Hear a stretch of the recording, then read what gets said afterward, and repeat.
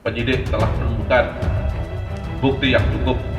Kejagung jawab rumor keterlibatan Erick Thohir dalam skandal korupsi Pertamina. Baim Wong dan Paula Verhoeven cekcok di sidang cerai.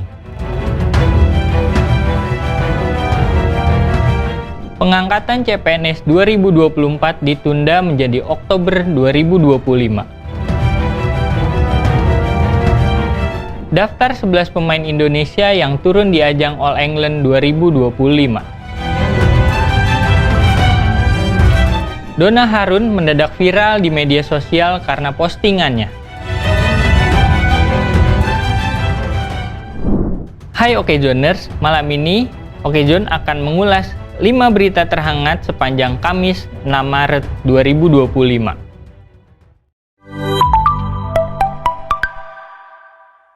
Kata Kejagung soal keterlibatan Erick Thohir di dalam kasus korupsi Pertamina.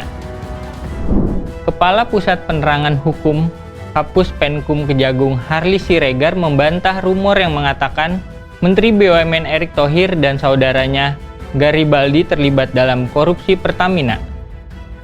Harly justru merasa heran asal muasal rumor yang ramai tersebar di media sosial tersebut. Dia menegaskan, rumor keterlibatan Erick tidak berbasis pada fakta penyidikan. Sementara itu, Kejaksaan Agung telah memeriksa 8 saksi terkait kasus dugaan tindak pidana korupsi tata kelola minyak mentah dan produk kilang Pertamina pada 5 Maret 2025. 8 saksi itu terdiri dari pejabat Ditjen Migas Kementerian ESDM, pejabat Pertamina, hingga influencer otomotif Fitra Eri. Baim Wong dan Paula Verhoeven cekcok di sidang cerai. Sidang cerai Baim Wong dan Paula Verhoeven bergulir semakin panas. Dalam persidangan tertutup yang digelar pada 5 Maret 2025, Paula menghadirkan sahabat sang suami sebagai saksi fakta. Namun, dari dalam ruang sidang sempat terdengar suara tinggi seorang wanita yang diduga kuat dari sang model. Namun, kuasa hukum Paula, Alfon Kurnia Palma, membantah isu cekcok tersebut. Alfon menyebut, apa yang terjadi dalam ruang sidang hanyalah bagian dari proses tanya-jawab. Dia juga membantah kalau Paula menangis setelah sidang. Sidang cerai Baim Wong dan Paula Verhoeven yang dimulai sejak 23 Oktober 2024 itu memang bergulir alot. Imbas rumor perselingkuhan, rebutan hak asuh anak, hingga dugaan KDRT. Pengangkatan CPNS 2024 resmi ditunda. Menteri Pendayagunaan Aparatur Negara dan Reformasi Birokrasi Rini Widiantini mengatakan pemerintah memutuskan menunda jadwal pengangkatan calon aparatur sipil negara. Pemerintah mengusulkan pengangkatan CPNS dilakukan pada akhir tahun 2025 atau awal 2026. Rini memastikan, semua pelamar yang lolos CPNS maupun pegawai pemerintah dengan perjanjian kerja atau PPPK akan diangkat. Lebih detail, pengangkatan CPNS akan dilakukan pada Oktober 2025.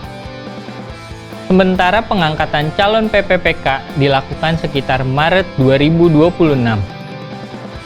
Sang Menteri tegas membantah penundaan pengangkatan CPNS dan PPPK karena efisiensi anggaran. Penundaan menurutnya dilakukan untuk mempercepat penataan pegawai non-ASN. Indonesia menurunkan 11 pemain terbaiknya di All England 2025. Dari cabang tunggal putra, ada nama Jonathan Christie dan Chico Aura Dwi Wardoyo. Sementara Gregoria Mariska dan Putri Kusuma Wardani akan bermain di tunggal putri. Sementara di cabang ganda putra, Indonesia punya 4 pasangan terbaik.